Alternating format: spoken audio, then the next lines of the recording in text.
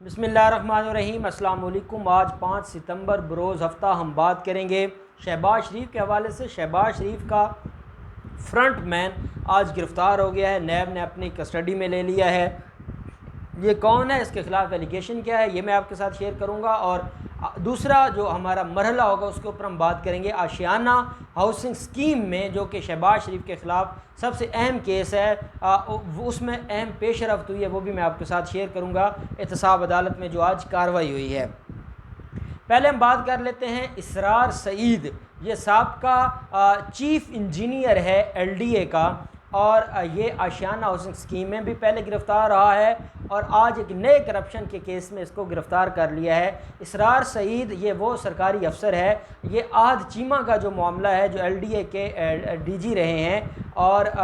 जो इस वक्त तक जेल में हैं, और वो भी आशियाना हाउसिंग स्कीम में जेल में हैं। उनका केस भी मैं थोड़ा सा आज आपको समझाऊंगा। तो ये आहद चीमा का भी राइट हैंड था और शहबाज शरीफ का भी राइट हैंड था। ये चीफ़ इंजीनियर था, और जितने शहबाज शरीफ ने कंस्ट्रक्शन में फ़्रॉड किए हैं उसमें जो अहम किरदार था वो इस चीफ़ इंजीनियर का था, जो ये सारे मामलात को देखता था और शहबाज शरीफ के लिए ये नक्शे भी तब्दील करता था, उन नक्शों में रद्द-बदल भी करता था, उनकी मर्ज़ी के नक्शे भी होते थे, और ये सारे के सारे जो फ्रॉड का एक धंधा था वो ये करते थे। अब जब नैब ने इनको गिरफ़्तार किया है, और नैब ने गिरफ़्तार करने के बाद जो प्रेस रिलीज़ जारी की है, नैब का ये कहना है कि ये लाहौर में एक नाला बनाया जाता है, वो हुकूमती पैसों पर वो नाला बनता है, उसका जो नक्शा है और उसकी जो कंस्ट्रक्शन है उसमें बहुत बड़ा फ्रॉड किया है इसरार सईद ने, जो कि साबका चीफ़ इंजीनियर हैं LDA के, आहद चीमा के साथ मिलकर। और जब आहद चीमा के साथ मिलकर किया तो उसका मतलब ये है कि वो ग्रांट कहाँ से आई थी, वो चीफ़ मिनिस्टर के ऑफिस से आई थी। चीफ़ मिनिस्टर ने आगे उसका जो सारी ज़िम्मेदारी है वो चीफ़ इंजीनियर को दी है, और चीफ़ इंजीनियर ने फिर आगे वो बर्बादी की है, और वो बर्बादी कर कर उसने ख़ुद भी कमाया है, ख़ुद भी चुराया है, और उसने शहबाज शरीफ का घर भी भरा है। अब इसमें आप एक अहम बात जहन में रखें कि जो इसरार सईद है वो इतना अहम क्यों है। और ये जब आशियाना हाउसिंग रेफरेंस चल रहा था तो तब ये मेरी प्रोसिक्यूटर्स हैं जो नैब के, उनसे एक दोस्त से बात हुई थी। मैंने जब आशियाना हाउसिंग रेफरेंस के हवाले से उनसे पूछा था तो उन्होंने ये कहा था कि इसमें जो अहम किरदार है वो इसरार सईद है, और इसरार सईद पहले गिरफ़्तार रहा है, उसने काफ़ी मटीरियल दिया है शहबाज शरीफ के ख़िलाफ़, और अब वो उनके ख़िलाफ़ नई इंक्वायरीज़ भी पेंडिंग हैं। अगर वो दोबारा गिरफ़्तार हो जाता है तो फिर उन सारे मामलात पर शहबाज शरीफ के हवाले से पूछ गुछ भी होगी, और हो सकता है कि वो आशियाना हाउसिंग स्कीम में भी शहबाज शरीफ के ख़िलाफ़ वादा माफ़ गवाह बन जाएँ और शहबाज शरीफ के ख़िलाफ़ सारे मामलात को वो खुलकर बता दें। जहाँ पर पहले मोहम्मद उस्मान जो कि CFO है शरीफ ग्रुप ऑफ कंपनीज़ का, वो वादा माफ़ गवाह बनने को तैयार है, वहीं पे अब इसरार सईद जो कि साबका ऑफिसर हैं LDA के, वो भी वादा माफ़ गवाह बन जाएंगे। और शहबाज शरीफ के लिए इतने हालात ख़राब होते जा रहे हैं कि अब शहबाज शरीफ के लिए बच कर निकलना मुश्किल है। और शहबाज शरीफ से बढ़कर हमज़ा शहबाज, क्योंकि जो शहबाज शरीफ थे उनका सारा जो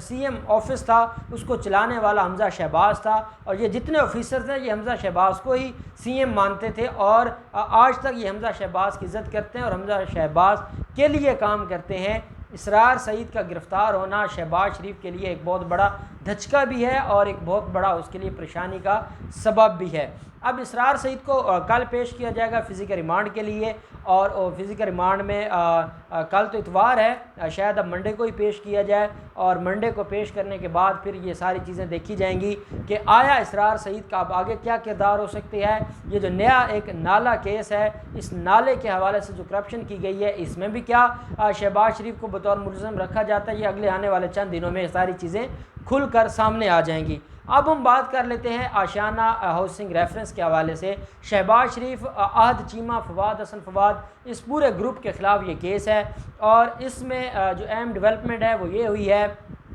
शहबाज शरीफ के ख़िलाफ़ एलिगेशन ये है, इन्होंने एक पंजाब हुकूमत की सतह पर एक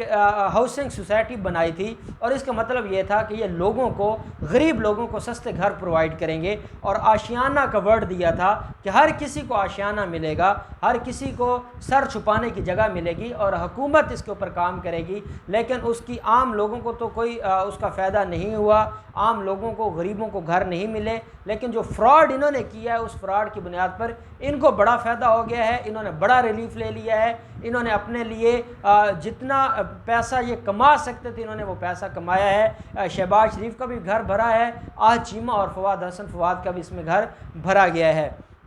शहबाज शरीफ के खिलाफ एलिगेशन ये है कि एक कॉन्ट्रैक्ट इन्होंने दिया था आशियाना हाउसिंग स्कीम का, वो पहले एक कंपनी के पास था, फिर शहबाज शरीफ को वो कंपनी पसंद नहीं आई या वो कमीशन कम दे रही थी, तो उससे कॉन्ट्रैक्ट जो था वो कैंसिल करके एक नई कंपनी को दिया। तो उस कॉन्ट्रैक्ट को कैंसिल करने की वजह से अरबों रुपए पाकिस्तान के ख़जाने को और पंजाब हुकूमत के ख़जानों को नुकसान पहुँचा था। वो भी नुकसान पहुँचाया, एक पहले कंपनी को कमीशंस दी, वो कमीशंस खुद रखी, फिर उसके बाद एक नई कंपनी को ठेका दिया, उसमें से कमीशंस रखी और आशियाना हाउसिंग स्कीम जिस मकसद के लिए बनानी थी वो तो ना बन सकी और वो मकसद पूरा ना हुआ, गरीबों को कोई रिलीफ ना मिला। लेकिन शहबाज शरीफ ने अरबों रुपए डिकार गए और आज वो कहते हैं जी कि मैंने तो एक ढेले की भी करप्शन नहीं की। अब ये वो मामला है जिसमें ज़मानतें खारिज हो गई थी फवाद हसन फवाद की भी और शहबाज शरीफ की भी लाहौर हाई कोर्ट से, और आहद चीमा की भी दरख्वास्त ज़मानत खारिज हो गई थी। उसके बाद ये सारे के सारे आशियाना हाउसिंग स्कीम में शहबाज शरीफ की दरख्वास्त ज़मानत मंजूर हो गई थी, बाकी लोगों की खारिज हो गई थी, आहद चीमा और फवाद हसन फवाद की। तो इसको नैब ने चैलेंज किया था सुप्रीम कोर्ट में। ये तब की मैं आपको बात बता रहा हूँ जब शहबाज शरीफ नवाज शरीफ को लेकर लंदन चले गए थे तो कैंसलेशन ऑफ बेल मूव की थी, कैंसलेशन ऑफ बेल खारिज हो गई थी। आसिफ सईद खोसा साहब ने कहा था कि नैब ने इस आशियाना हाउसिंग स्कीम में कोई ऐसी डॉक्यूमेंट या कोई ऐसा मटेरियल अदालत में जमा नहीं करवाया या उसमें कोई ऐसी डेवलपमेंट नहीं हुई कि जिसकी बुनियाद पर यह कहा जाए कि कोई फ्रॉड हुआ है। एट द सेम टाइम जहाँ पर जो कैंसलेशन ऑफ बेल थी नैब की शहबाज शरीफ के ख़िलाफ़ वो खारिज होती है, आसिफ सईद खोसा साहब की एक जजमेंट आती है और उसमें शहबाज शरीफ के जो हक़ में काफ़ी मटेरियल दिया जाता है पूरे के पूरे केस में। फिर शहबाज शरीफ लंदन में बैठकर एक विक्ट्री स्पीच करते हैं और ये कहते हैं कि मेरे ख़िलाफ़ आशियाना हाउसिंग स्कीम का जो केस था वो झूठा था और इस सारे के सारे मामलात में मुझे मुलव्वस किया गया। उसके बाद जो फवाद हसन फवाद और आहद चीमा को दोबारा कहा जाता है कि क्योंकि आपकी नई ग्राउंड है अब लाहौर हाई कोर्ट में दरख्वास्त फाइल करें। फवाद हसन फवाद की दरख्वास्त ज़मानत लाहौर हाई कोर्ट से मंजूर हो जाती है, तारिक अब्बासी साहब की सरबराही में 2 रुकनी बेंच ने मंजूर कर ली थी। लेकिन जो आहद चीमा था उसकी दरख्वास्त ज़मानत खारिज हो गई थी। आहद चीमा की जब दरख्वास्त ज़मानत खारिज हो रही थी तो उसको ये कहा गया था ट्रायल कोर्ट को, जिसके पास आशियाना हाउसिंग रेफरेंस की कार्रवाई की समाअत हो रही थी, कि आप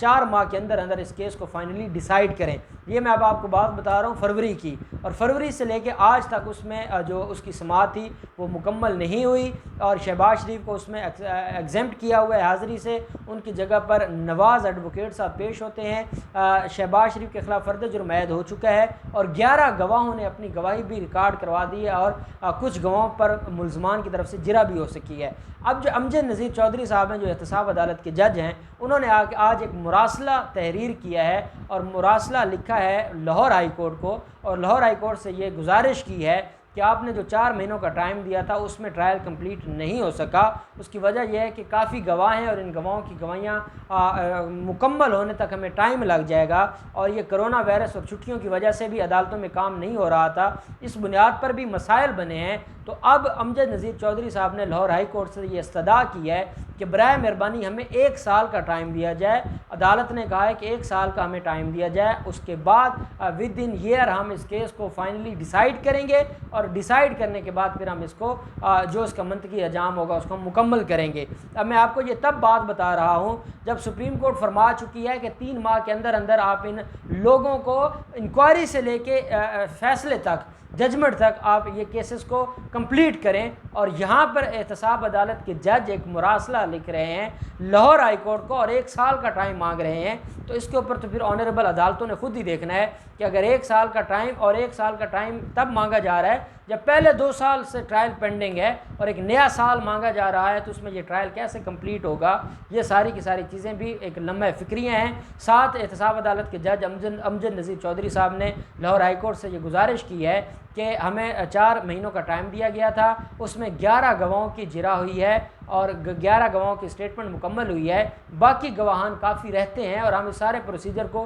कंप्लीट करने के लिए ज़रूरी है कि हमें ये टाइम दिया जाए। और साथ अदालत ने ये भी कहा है कि इसमें जो कभी नैब की तरफ से टाइम मांगा जाता है, कभी मुलजमान की तरफ से टाइम मांगा जाता है, लेकिन मैंने आपको बताया था कि पिछला लंबा अरसा से जब से ये आशियाना हाउसिंग रेफरेंस फाइल हुआ है और फ़र्द जुर्म लग गया है, तो नैब के वकला भी अदालत में मौजूद होते हैं, नैब के गवाहान भी मौजूद होते हैं, बहानाबाजी की जाती है मुलजमान की तरफ से और आह चीमा और फवाद हसन फवाद फिर भी पेश हो जाते हैं, लेकिन शहबाज शरीफ कभी खुद पेश होते हैं, कभी नहीं आते, कभी दरख्वास्त आ जाती है, कभी वो उनको कोरोना हो जाता है, कभी असम्बली का इजलास आ जाता है। तो ये सारी चीज़ें फिर अदालत को लिखनी चाहिए कि मुलजमान की बुनियाद पर ये तारीख़ें होती रही हैं और इस बुनियाद पर 4 महीने का जो टाइम फ्रेम था उसमें हम मुकम्मल नहीं कर सके, इसलिए हमें 1 साल चाहिए और फिर 1 साल बहुत ज़्यादा है। मैं समझता हूँ मैक्सिमम 2 महीने और इनको लेने चाहिए थे और 2 महीने में चाहे डे टू डे चलाएँ, लेकिन इस केस को कंप्लीट किया जाए और इस केस को कंप्लीट करने के बाद मुलजमान के ख़िलाफ़ जो कार्रवाई है वो होनी चाहिए। शहबाज शरीफ हर तरफ से इतने फंस चुके हैं, एक उनका फ्रंट मैन गिरफ़्तार हो गया है इसरार सईद, दूसरी तरफ से आशियाना हाउसिंग स्कीम में भी अब ट्रायल कंप्लीट करना है। अगर हाई कोर्ट उनकी ये इस्तदा मंजूर नहीं करती है एहतसाब अदालत की और उनसे कहती है कि आप विद इन टाइम इस ट्रायल को कंप्लीट करें, उसके बाद शहबाज शरीफ कहाँ जाएंगे, क्योंकि शहबाज शरीफ को इस केस में जेल होनी है। काफ़ी मटेरियल मौजूद है, बड़ा हैवी रेफरेंस फाइल किया गया था और उसकी काफ़ी जिल्दें थीं और उसके में काफ़ी एविडेंसेस थी। अब ये सारे के सारे मामलात में अगले आने वाले दिनों में मालूम होगा कि जो इसरार सईद है उसको जब फिज़िकल रिमांड पर पेश किया जाता है और जब आगे उससे फिज़िकल रिमांड लेकर इंक्वायरी शुरू की जाती है तो वो शहबाज शरीफ के ख़िलाफ़ क्या क्या नई एविडेंस देता है और शहबाज शरीफ के केस में जो अमजद नज़ीर चौधरी एहतसाब अदालत के जज हैं, उन्होंने लाहौर हाई कोर्ट को मरासला लिखा है, उसका क्या जवाब आता है। जो भी डेवलपमेंट होगी हम आपके साथ शेयर करते रहेंगे। अल्लाह पाक पाकिस्तान का हामी नासिर हो। बहुत शुक्रिया। अल्लाह हाफिज़। पाकिस्तान जिंदाबाद।